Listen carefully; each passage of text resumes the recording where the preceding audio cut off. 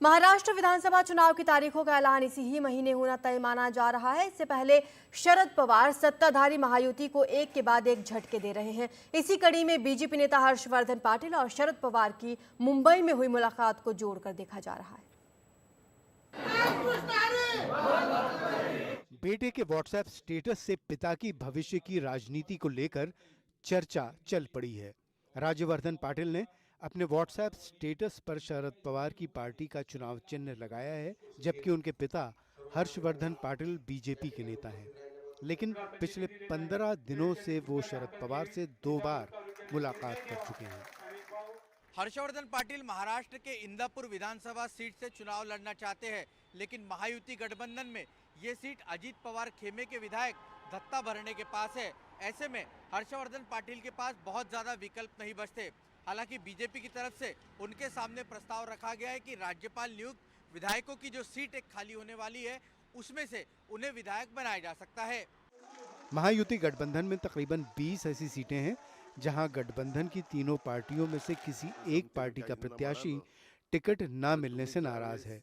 वैसे हर्षवर्धन पाटिल के पाला बदलने की खबरों पर बीजेपी और शरद पवार दोनों खेमों ने सधी हुई प्रतिक्रिया दी है।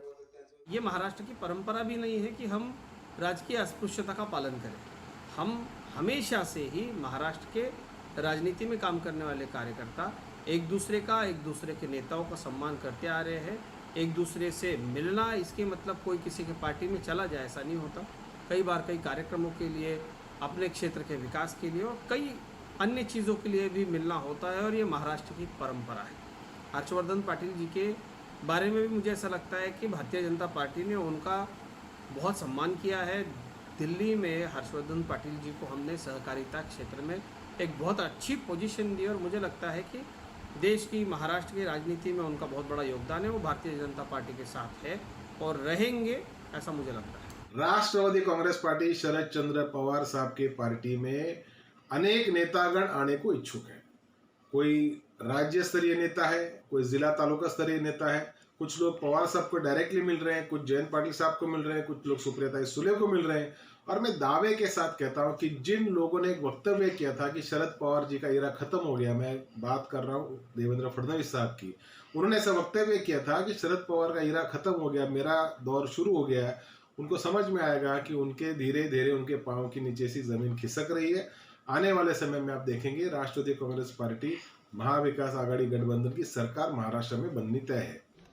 चुनाव से पहले एमवीए और एनडीए दोनों ही खेमों में कुछ नेताओं की इनकमिंग और आउटगोइंग तय मानी जा रही है, क्योंकि जिस भी इच्छुक को टिकट नहीं मिलेगा वो कोई ना कोई बड़ा कदम उठा सकता है। मुंबई से रौनक कोकड़े की रिपोर्ट, एनडीटीवी इंडिया।